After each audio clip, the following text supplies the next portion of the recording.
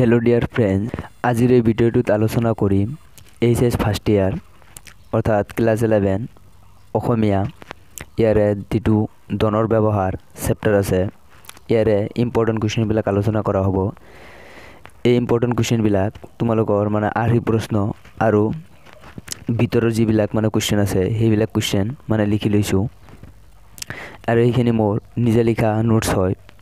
First ইয়াৰতে এই নোটছখিনি পঢ়িছোঁ। আশা কৰি এই নোটছখিনি তোমালোকক সহায় কৰিব। বেলেগৰ নিচিনা যে কোনো এটা এপছৰ পৰা নোটছখিনি দিয়া নাই, এই নোটছখিনি মই কিতাপৰ পৰা বনাইছোঁ। এই নোটছখিনি ক'ত পাবা, ভিডিঅ'টোৰ শেষত কোৱা হ'ব, ভিডিঅ'টো শেষলৈ চাবা আৰু এইবিলাক কুৱেশ্যন পঢ়ি দিম, তোমালোকে কুৱেশ্যনবিলাক চাবা আৰু ইয়াৰ এনচাৰবিলাক শুনি যাবা, তেতিয়া তোমালোকৰ মনত থাকি যাব। ভিডিঅ'টো আৰম্ভ কৰোঁ। যে ফাৰ্ষ্ট কুৱেশ্যন, গ্ৰন্থকাৰ হিচাপে আত্মপ্ৰকাশ কৰা সত্যনাথ বৰাৰ প্ৰথমখন গ্ৰন্থ কি আৰু কিমান চনত প্ৰকাশ পাইছিল? ইয়াৰ এনচাৰ হ'ব গ্ৰন্থকাৰ হিচাপে আত্মপ্ৰকাশ কৰা সত্যনাথ বৰাৰ প্ৰথমখন গ্ৰন্থ গীতাৱলী আৰু 1888 চনত প্ৰকাশ পাইছিল। নেক্সট কুৱেশ্যন চাবা, 2 নম্বৰ কুৱেশ্যন, সত্যনাথ বৰাৰ উল্লেখযোগ্য ব্যাকৰণখনৰ নাম কি? নাম লিখা। এইটো হ'ব বহল ব্যাকৰণ, 1 মাৰ্কৰ কুৱেশ্যন হ'ব পাৰে। তাৰপিছত চাবা, সত্যনাথ বৰাৰ প্ৰবন্ধ আৰু সমালোচনামূলক পুথিৰ কেইটামানৰ নাম লিখা। ইয়াৰ এনচাৰ হ'ব কেন্দ্ৰ সভা, সাহিত্য বিচাৰ, সাৰথি এইটো 1915 চনত প্ৰকাশ পাইছিল আৰু চিন্তাকলি এইটো 1925 চনত প্ৰকাশ পাইছিল। এই ধনৰ ব্যৱহাৰ ইয়াৰে যিমানবিলাক ইম্পৰ্টেণ্ট কুৱেশ্যন হ'ব পাৰে সেই গোটেইখিনি ইয়াত আছে আৰু ইয়াত এই chapter A to Z question ইয়াত আলোচনা কৰা হ'ব। এইখিনি চালে তোমালোকৰ বেলেগ মডেল নোটছ চাব নালাগে। এইখিনি চালে তোমালোকৰ এইটো চেপ্টাৰৰ পৰা কমন পৰিব। তাৰপিছত চাবা, হাস্যৰসাত্মক কবিতা পুথি সভ্যতাৰ মথাউৰি। হাস্যৰসাত্মক কবিতা পুথি আছিল সভ্যতাৰ মথাউৰি। তাৰপিছত চাবা 4 নম্বৰ কুৱেশ্যন, এইটো কুৱেশ্যন হিচাপে দিয়া নাই। তাৰপিছত 4 নম্বৰ কুৱেশ্যন চাবা, সত্যনাথ বৰা ৰচনা কৰা অসমীয়া সাহিত্যত বিজ্ঞান বিষয়ক প্ৰথম গ্ৰন্থ কি? এইটো হ'ব আকাশ ৰহস্য। তাৰপিছত চাবা, সত্যনাথ বৰা কিমান চনত আৰু ক'ত জোনাকী আলোচনী সম্পাদনা কৰিছিল? এইটো ভেৰি ইম্পৰ্টেণ্ট হয় যে 1901 চনত গুৱাহাটীৰ পৰা প্ৰকাশ পোৱা জোনাকী আলোচনীখনো সম্পাদনা কৰিছিল। তাৰপিছত চাবা, গুৱাহাটীৰ বৰলুমুখত জন্ম, 1860 চনত জন্ম, 1925 চনত মৃত্যু। এইটো কাৰ? সত্যনাথ বৰাৰ জন্ম আৰু মৃত্যু। নেক্সট কুৱেশ্যন, এইটো 2022 চনত আহিছিল আৰু এইটো 2 মাৰ্কৰ কাৰণে ভেৰি ইম্পৰ্টেণ্ট হয়। ধনৰ 2 প্ৰকাৰৰ ব্যৱহাৰ কি কি? যে ধনৰ 2 ৰকম ব্যৱহাৰ হ'ব পাৰে। প্ৰথম, ধনেৰে সুখ সম্পদৰ আহিলা বাতি গোটাই ল'ব পাৰি। ভোজনৰ ভাল বস্তু, পিন্ধনৰ ভাল কাপোৰ, বাসৰ ভাল ঘৰ আৰু হাতী ঘোঁৰা গাড়ী দৌলা বন্দী বেটী আদি কৰি সাংসাৰিক সুখৰ আহিলাবোৰ ধন হ'লে গোটাই আনি উপভোগ কৰিব পাৰি। দ্বিতীয়, ধনেৰে আনৰ উপকাৰ সাধিব পাৰি। বাট নোহোৱাৰ বাট, মানুহ বিপদত পৰিলে ধনেৰে উদ্ধাৰ কৰিব পাৰি আৰু বিদ্যালয় চিকিৎসালয় স্থাপন কৰি সৰ্বসাধাৰণৰ উপকাৰ কৰিব পাৰি। এইটো ভেৰি ইম্পৰ্টেণ্ট হয়। নেক্সট কুৱেশ্যন চাবা, অসমীয়া সাহিত্যত সত্যনাথ বৰাৰ প্ৰবন্ধসমূহ কাৰ লগত তুলনা কৰা হয়? এইটো ইম্পৰ্টেণ্ট কুৱেশ্যন হয় যে বেকন আৰু ছেমুৱেল ইছমাইলৰ প্ৰবন্ধৰ সৈতে তুলনা কৰিব পাৰি। নেক্সট কুৱেশ্যন, ধনৰ ব্যৱহাৰ, এইটো 2022 চনত আহিছিল। ধনৰ ব্যৱহাৰ শীৰ্ষক পাঠটি সত্যনাথ বৰাৰ কোনখন গ্ৰন্থৰ পৰা লোৱা হৈছে? ধনৰ ব্যৱহাৰ শীৰ্ষক পাঠটি সত্যনাথ বৰাৰ সাৰথি নামৰ গ্ৰন্থখনৰ পৰা লোৱা হৈছে। চাবা, তোমালোকৰ পেজ নম্বৰ যিটো 12 আছে ইয়াৰে যিটো আৰ্হি প্ৰশ্ন ইয়াৰে কুৱেশ্যনবিলাক আলোচনা কৰা হ'ব। ইয়াৰে খৰ 2 নম্বৰ কুৱেশ্যন আৰু বাকীখিনি কুৱেশ্যন ইয়াৰ ভিতৰত যিখিনি দিলোঁ সেই ইয়াৰ ভিতৰত আছে বা পিছত আছে। তোমালোকৰ মুঠতে A to Z question answer আলোচনা কৰা হ'ব এইটো চেপ্টাৰৰ। 2 নম্বৰ, যে কৃপণ লোকে আন মানুহে ধন খৰচ কৰিলে কিয় সহিব নোৱাৰে? কৃপণসকলৰ মতে ধনৰ মূল্য বেছি, কামৰ মূল্য কম, গতিকে সৰহ কামৰ বিনিময়ত কম পৰিমাণৰ ধন যাচে। সেয়ে তেওঁলোকে আন মানুহে ধন খৰচ কৰিলে সহিব নোৱাৰে। কোনো মানুহে ডাঙৰ সকাম পাতি সৰহকৈ ধন ভাঙিব ওলালে কৃপণ লোকে সহিব নোৱাৰি বিপদালি বা বাধা দিয়ে।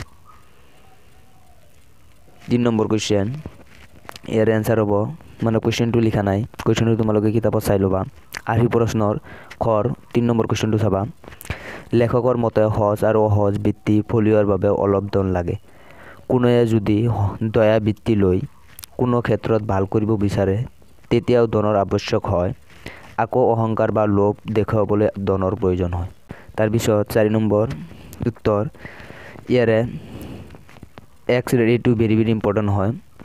খৰ 4 নম্বৰ কুৱেশ্যনটো ইয়াৰে ৰোমান হ'ব যে এক শ্ৰেণীৰ মানুহে ধন উভৈনদী কৰি পৃথিৱীত এটা খেতি ৰাখিবৰ মনেৰে কৃপণালী কৰে। আৰু ৰোমানটো যে আন শ্ৰেণীৰ মানুহে সন্তান সন্ততিলৈ ধনৰ এটা অক্ষয় ভাণ্ডাৰ বান্ধি থবৰ মনেৰে কৃপণালী কৰে। এই দুটা কাৰণত মানে কৃপণালী কৰে। খৰ লাষ্ট কুৱেশ্যন 5 নম্বৰ কুৱেশ্যন যে কৃপণসকলে খৰচ কৰিবলৈ টান পায়। ডাইৰেক্ট এনচাৰ কৰি আছোঁ। কুৱেশ্যনটো তোমালোকে কিতাপত চাই ল'বা। আনহাতে দুৱাখলীয়াসকলে জমা ৰাখিবলৈ টান পায়। কৃপণ আৰু দুৱাখলীয়াৰ মাজত মানে পাৰ্থক্য লিখিব লাগে। কৃপণসকলে কেৱল সঞ্চয় কৰাত উত্ৰাৱল, আনহাতে দুৱাখলীয়াসকলে ক্ষয় কৰাত উত্ৰাৱল। কৃপণসকলৰ বক উপভোগ নীতি বাহিৰৰ কাম, আনহাতে দুৱাখলীয়াসকলে বক উপভোগ কৰিয়ে সৰ্বহাৰা হয়। যে কৃপণ আৰু দুৱাখলীয়াৰ মাজত পাৰ্থক্য এইটো ভেৰি ভেৰি ইম্পৰ্টেণ্ট হয়। নেক্সট গড় 1 নম্বৰ ইয়াৰ এনচাৰ অশিক্ষিত মানুহে ধন খৰচ কৰাৰ কৌশল সম্পৰ্কে তলত আলোচনা কৰা হ'ল। যে অশিক্ষিত মানুহে কেনেধৰণে মানে ধন খৰচ কৰে তাৰ বিষয়ে আলোচনা কৰা হ'ব। অশিক্ষিত লোকে বাহ্যিক জাক জমকতাত বল যায়। অশিক্ষিত দুখীয়া মানুহে কোনো লোকক দুমদামকৈ খৰচ কৰা দেখিলে বিস্ময় মানে আৰু যিয়ে তেনেকৈ খৰচ কৰে তাক তেওঁলোকে বড়লোক বিবেচনা কৰে। চোৰে যদি চুৰ কৰি ধন ঘটাই জাক জমকতা কৰে, বেছিকৈ খৰচ কৰে বা অধিককৈ কৰে সেইবোৰে অশিক্ষিত লোকৰ চকুত চুমাক লগাব পাৰে। অশিক্ষিত সামান্য মানুহৰ বাবে ধন খৰচ কৰা এটা মহৎ কৰ্ম। তেওঁলোকে ধনী লোকক ঈশ্বৰৰ দৰে দেখে। অশিক্ষিত লোকৰ দৃষ্টিত ধনী লোকৰ অত্যাচাৰবোৰ হ'ল প্ৰতাপ, কুকামবোৰ ধেমালি আৰু মাৰ কিলবোৰ আদৰ বুলি ভাবে। সিহঁতৰ ভাল বেয়াবোৰ বোধ নাই, মান অপমান জ্ঞান নাই। ধনীসকলৰ আদেশ মতে অশিক্ষিত বা নিৰক্ষৰ লোকসকলক উঠা বহা কৰা দেখা যায়। এইবিলাক কুৱেশ্যন তোমালোকৰ 5 মাৰ্কৰ কুৱেশ্যন হয়। তাৰপিছত কিছুমান কুৱেশ্যন কিতাপৰ ভিতৰত বনাই দিয়া হৈছে যে বট্টদেৱৰ সম্পূৰ্ণ নাম কি? বট্টদেৱৰ সম্পূৰ্ণ নাম হ'ল বৈকুণ্ঠনাথ ভাগৱত ভট্টাচাৰ্য। 2 নম্বৰ যে অসমীয়া সাহিত্যত সত্যনাথ বৰাক কি বুলি জনা যায়? বেকন। নেক্সট 3 নম্বৰ যে কৰাইজ, কটকিনা বা কৃপণ কাক বোলে? পৃথিৱীত এনেকুৱা বহুত মানুহ আছে যি ধনৱন্ত হৈও অষ্টম দৰিদ্ৰৰ নিকাৰ বুঞ্জে।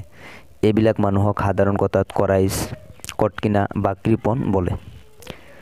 তাৰপিছত এই দুটা তোমালোকে চাবা যে অষ্টম দৰিদ্ৰ মানে অতি দুখীয়া আৰু দুৱাখলীয়া মানে হ'ল অতি খৰচী। তাৰপিছত তোমালোকৰ যিটো আৰ্হি প্ৰশ্ন আছে ইয়াৰে 1 মাৰ্কৰ ক নম্বৰৰ 1 মাৰ্কৰ যিবিলাক আছে কুৱেশ্যন সেইবিলাক আলোচনা কৰা হ'ব। কৰ 1 নম্বৰ কুৱেশ্যনবিলাক তোমালোকে কিতাপত চাই ল'বা। ইয়াৰ এনচাৰ হ'ব কৃপণ লোকৰ 2 ধৰ্ম হ'ল ধনেৰে মাথো বস্তু ক্ৰয় কৰা আৰু খাদ্য সংগ্ৰহ কৰা। 2 নম্বৰ উত্তৰ হ'ব অৰ্থ ব্যৱহাৰৰ মূল মন্ত্ৰ হ'ল আয় অনুসৰি খৰচ কৰা। 3 নম্বৰ উত্তৰ হ'ব দৰিদ্ৰ হোৱাৰ চিন হ'ল আয় অলপ আৰু খৰচ সৰহ। 4 নম্বৰ এনচাৰ হ'ব আৰ্জনতকৈ খৰচ বেছি হ'লে মানুহৰ ঋণ হয়। 5 নম্বৰ খুচুৰীয়া খৰচ গুপ্ত শত্ৰুৰ নিচিনা। তাৰপিছত গড় 3 নম্বৰ কুৱেশ্যনৰ এনচাৰ হ'ব 3 নম্বৰ কুৱেশ্যন যে মানুহে ঋণক পাপৰ লগত কিয় তুলনা কৰে লিখা। গড় 3 নম্বৰ কুৱেশ্যন হয়। উত্তৰ ঋণক পাপৰ লগত তুলনা কৰা হয় কাৰণ পাপী মানুহৰ দৰে ঋণী মানুহে জীৱনত বহুত দুৰ্যোগ কৰিব লগা হয়। ঋণী মানুহে মান মৰ্যাদা হেৰুৱা আৰু মনৰ সুখ শান্তি নষ্ট কৰে। ঋণক আকৌ বেদীৰ লগতো তুলনা কৰা হয় কাৰণ বেদীয়ে মানুহৰ শৰীৰ তেজ মাংস ক্ষয় কৰাৰ দৰে ঋণেও মানুহক যন্ত্ৰণা ভোগায়। এবাৰ বেদী হ'লে যেনেদৰে গুচাবলৈ টান তেনেদৰে এবাৰ ঋণ হ'লেও গুচাবলৈ টান। বেদী যেনেদৰে বাঢ়ি যায় সেইভাৱে ঋণও বাঢ়ি যায়। সেয়ে মানুহে ঋণক পাপৰ লগত তুলনা কৰিছে। যে ঋণক কিয় মানুহে মানে পাপৰ লগত তুলনা কৰিছে? এইটো কুৱেশ্যনৰ এনচাৰ এইটো হয় 5 মাৰ্কৰ কুৱেশ্যন আহিব বা 3 মাৰ্কৰ আহিব পাৰে। নেক্সট গড় 2 নম্বৰ কুৱেশ্যন এনচাৰ হয় এইটো অসহজ বৃত্তিধাৰী কৃপণ লোকৰ জীৱন প্ৰণালীৰ তলত আলোচনা কৰা হ'ল। অসহজ বৃত্তিধাৰী লোকসকলে অন্য মানুহৰ ওপৰত সুবিধা ভোগৰ সুযোগ বিচাৰি থাকে। এই লোকসকলে তেওঁলোকৰ অসহজ বৃত্তিবোৰ আনৰ খৰচৰ সন্তুষ্ট কৰিবলৈ সদায় যত্ন কৰে। ভাল বস্তু খাবলৈ সিহঁতৰ বৰ অভিলাষ কিন্তু নিজৰ ধন খৰচ কৰি ভাল বস্তু কেতিয়াও নাখায়। নিজৰ ঘৰত সদায় সিহঁতৰ শাক ভাতৰ ব্যৱস্থা, কিন্তু লোকৰ ঘৰত উৎপাদিত বস্তু নহ'লে বজন নকৰে। উৎপাদিত মানে ভাল বস্তু নহ'লে বজন নকৰে। নিজৰ ঘৰত তেওঁলোকে ভাতৰ লগত এখন আঞ্জাৰে পেট ভৰাই অথচ আনৰ ঘৰত খাবলৈ দিলে 5খন আঞ্জা বিচাৰে। নিজৰ কামৰ বাবে বাট খোজকাঢ়ি যাব পাৰে, অথচ আন লোকৰ কামত বাহন লাগে। আন মানুহৰ ওপৰত পালে সিহঁতে ভালৰো ভাল যায়, ভাল খায়, ভালৰো ভাল পিন্ধে, কিন্তু নিজৰ খৰচত চলিবলৈ লাগিলে মোটা চাউলৰ ভাত খায় আৰু দৰিয়া সূতাৰ কাপোৰ পিন্ধে। খোৱা খাদ্য, পিন্ধনৰ সাজপাৰ সম্বন্ধে এই শ্ৰেণীৰ কৃপণৰ মুখত সদায় ডাংকোপ মৰা কথা। এই লোকসকলে ইয়াৰে কিছুমান তোমালোকে ৱাৰ্ড বুজিব নোৱাৰা বা কিছুমান ৱাৰ্ড পঢ়িব নোৱাৰা, সেইবিলাক তোমালোকে কিতাপৰ পৰাই লিখিছোঁ, কিতাপত চাবা। আৰু নবুজিলে তোমালোকে সেইটো ৱাৰ্ড বাদ দি তাৰ পৰা লিখিবা। নিজৰ ঘৰৰ আচল ব্যৱস্থা কেতিয়াও পোহৰলৈ অৰ্থাৎ আনৰ আগত আনিব নিবিচাৰে, কাৰণ তেনেহ'লে আনৰ ঘৰত ডাংকোপ মাৰিবলৈ বাট নাথাকিব। এনে কৃপণে সামান্য বস্তুক বৰগীয়া বা ফুটানি মাৰা নাম দিয়ে। বগা গাঁতৰ পালেং, বগা কাঁহীক মাইহাং আৰু ফটা কটাক নিহালি বুলিয়ে ব্যাখ্যা কৰে। আজিৰ ভিডিঅ'টোৰ এইটোৱে লাষ্ট কুৱেশ্যন হয়। গড় 5 নম্বৰ কুৱেশ্যন। 5 নম্বৰৰ কুৱেশ্যন হয়, ধন সুখ ভোগৰ উপায় নহয়, স্বয়ং ধনেই সুখ। এইটো ব্যাখ্যা কৰিব লাগে। চাবা, উক্ত বাক্যশাৰী আমাৰ পাঠ্যপুথিৰ অন্তৰ্গত সত্যনাথ বৰাদেৱে লিখা ধনৰ ব্যৱহাৰ নামৰ পাঠটিৰ পৰা তুলি দিয়া হৈছে। কৃপণসকলৰ কেইবাটাও শ্ৰেণীৰ ভিতৰত এটা শ্ৰেণীৰ বিষয়ে ক'বলৈ গৈ লিখকে উক্ত বাক্যশাৰী কৈছে। তেখেতৰ মতে এই শ্ৰেণীৰ কৃপণে কেৱল ধনৰ নিমিষতে ধন ঘটায়। এই লোকসকলৰ অন্য কোনো অভিপ্ৰায় নাথাকে। ধনেৰে নিজ জীৱনটো সুখ শান্তিৰে ভৰাই তুলিব পাৰি, সেইবিলাক কথালৈ অলপো চিন্তা নকৰে। আনৰ উপকাৰ সাধন কৰা এই লোকসকলৰ উদ্দেশ্য নহয়। ধনৰ পৰিমাণ বৃদ্ধি কৰিব পাৰিলেই সিহঁতৰ আনন্দৰ পৰিমাণো বাঢ়ি যায়। স্বয়ং ধনেই তেওঁলোকৰ সুখ।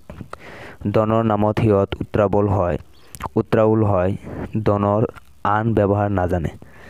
ধন চকুৰে চাই থাকিয়ে পৰম সুখ লাভ কৰে। ইয়ালৈকে কুৱেশ্যন আনচাৰ শেষ।